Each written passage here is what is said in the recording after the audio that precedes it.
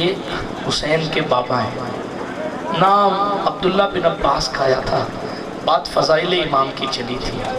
آپ بور تو نہیں ہو رہے؟ نہیں، ہاتھ اٹھا کر کہیں یا حسین۔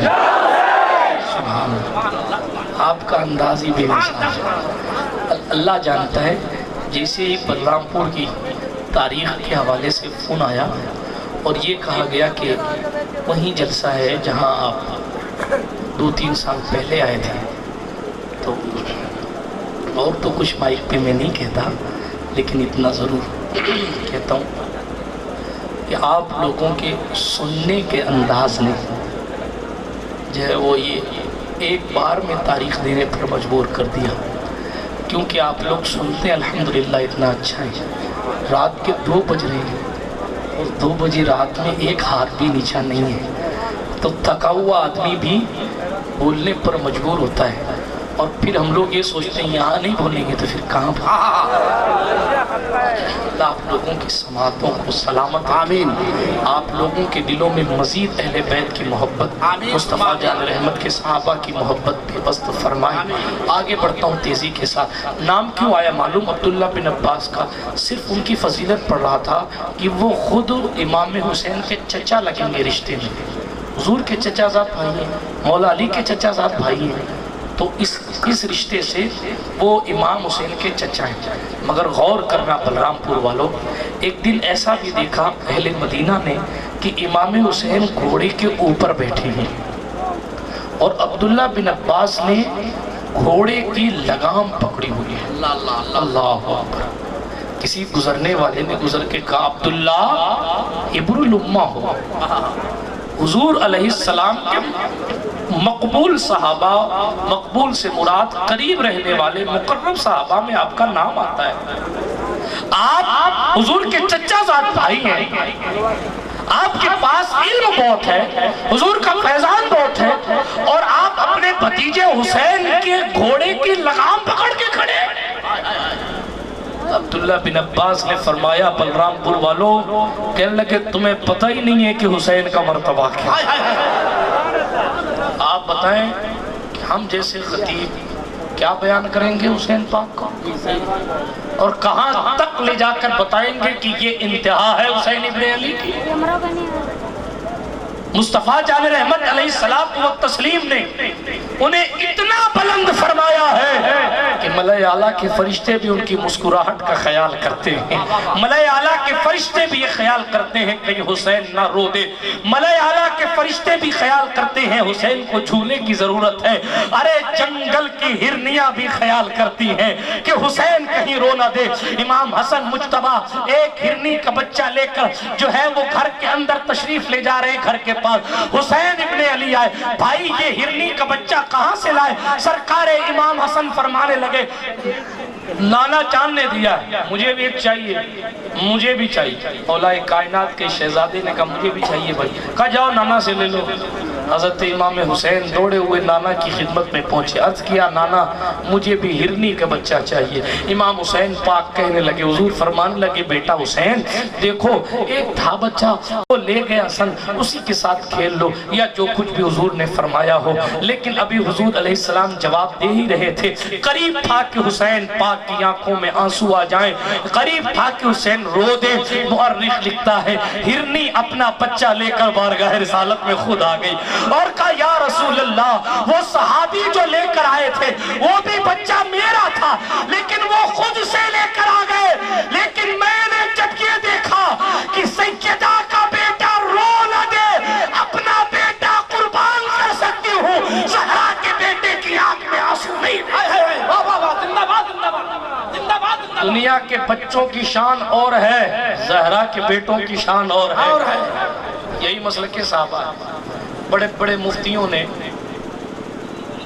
ابو بکر صدیق جیسے مفتی، حضرت سرکار عمر جیسے مفتی، اور چھوٹا سا بچہ دوڑ کے آگے آ رہا ہے، چھوٹا سا بچہ دوڑ کے آگے آ رہا ہے تو کوئی نہیں روک رہا ہے کہ بیٹا پیچھے پیچھے۔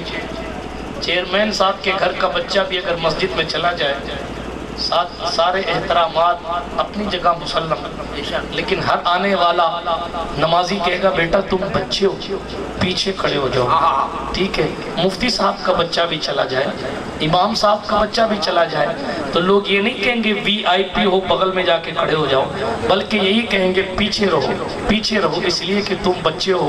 یہی طریقہ ہے اور یہی جناب والا سنت بھی ہے۔ لیکن صحابہ کرام کا عشق اہل بیت دیکھیے، صحابہ کا عشق اہل بیت دیکھیے۔ ابو بکر جیسے عالم اصحاب موجود ہیں، عمر جیسے عادل اصحاب موجود ہیں، حضرت سرکار عثمان غنی جیسے احلم اصحاب موجود ہیں، سرکار عثمان غنی جیسے لوگ، ایسے بڑے بڑے لوگ موجود ہیں۔ اور حسین پاک اگر اپنے ننھے قدموں سے مسجد میں آ جائے تو کوئی نہیں کہتا بیٹا پیچھے کھڑے ہو جاؤ بچے ہو، بلکہ ہر شخص کہتا آگے چلے جاؤ کیونکہ زہرا کے بچے، دوسروں کے بیٹوں کا مرتبہ اور ہے، دوسروں کے بیٹوں کی بات اور ہے، زہرا کے بچوں کی شان اور ہے۔ یہی مسلک ابو بکر صدیق ہے۔ اسی لیے جب بھی حسن یا حسین مسجد میں آ جاتے تو کوئی پیچھے نہیں کھڑا کرتا بلکہ لوگ آگے کر دیتے اور مصطفیٰ منبر سے اتر کے استقبال کر رہے ہیں۔ ماشاءاللہ ماشاءاللہ، نعرہ تکبیر، نعرہ رسالت، بلند آواز سوال ہو جا حسین۔ منبر شریف پر اگر مفتی اعظم آوے، منبر شریف پر اگر شہزادہ رسالت مآب آوے، لوگ کھڑے ہو کر استقبال کرتے لیکن اپنی جگہ کھڑے کھڑے استقبال کرتے۔ اور حسین کی شان یہ ہے جس کو مرحبا کی صدائے حضرت ابراہیم خلیل دیتے ہیں، جس کو مرحبا کی صدائے موسیٰ کلیم اللہ دیتے ہیں، وہ کھڑے کھڑے نہیں بلکہ منبر سے اتر کے حسین کا استقبال کر رہے ہیں۔ اسی لیے استاد زمان نے کہا مصطفیٰ عزت بڑھانے کے لیے تعظیم دیں، ہے بلند اقبال تیرا دودھ مانے اہل بیت۔ یہ سرکار امام عرش مقام ہیں، ان کے فضائل بے مثال ہیں۔ قدرت نے انہیں بے مثال اختیارات عطا فرمائے۔ لوگ کیا کیا کچھ بھی کہہ لے مگر ایک بات ہمیشہ یاد رکھیے گا، حسین حسین ہے، حسین ہر لحاظ سے، حسین ہر لحاظ سے جہاں میں بے مثال ہے۔ یہی مسلک حضرت عمر فاروق اعظم کا ہے، جو انہوں نے اپنے بیٹے عبداللہ بن عمر سے کہا تھا بیٹا عبداللہ تیرا باپ حسین کے باپ کی طرح نہیں ہے، تیری ماں حسین کی ماں کی طرح نہیں، تیرا نانا حسین کے نانا کی طرح نہیں ہے، اسی لیے تیرا حصہ بھی حسین کے حصے کی طرح نہیں ہوتا۔ حسین کو ڈبل دیا گیا، عمر فاروق اعظم نے اپنے بیٹے کو سنگل دیا 500 درہم، حسین پاک اور حسن پاک کو 1000 درہم، ڈبل۔ اعلیٰ حضرت کی خانقاہ کی کا یہ طریقہ تھا، اب لوگ بھول گئے سے صاحب، عمل کرنا چاہیے۔ سوان اعلیٰ حضرت میں ملک العلماء نے لکھا ہے، اعلیٰ حضرت کی محفل میں اگر شیرنی بھی حضرت تقسیم کی جاتی تو سب کو سنگل دی جاتی، سید زادے کو ڈبل دی جاتی۔ سبحان اللہ سبحان اللہ۔ ہاں جی، حوالہ پڑھا ہوں اور پڑھ لیجئے، کتاب کا نام آیات اعلیٰ حضرت، مصنف کا نام ملک العلماء علامہ ظفر الدین بہاری رحمۃ اللہ علیہ، پڑھ لیجئے اٹھا کر۔ ایک مرتبہ ایک سید صاحب کو ایک حصہ شیرنی دی گئی، وہ بھی کیا مقبول لوگ تھے صاحب، جنتی لوگ، پہنچ گئے مولانا احمد رضا صاحب آپ کے یہاں ایک حصہ؟ اعلیٰ حضرت نے فرمایا کون بانٹ رہا ہے بلایا جائے۔ شیرنی تقسیم کون کر رہا ہے؟ بندہ پہنچا جس نے تقسیم کرنی تھی، جو تقسیم کرنی۔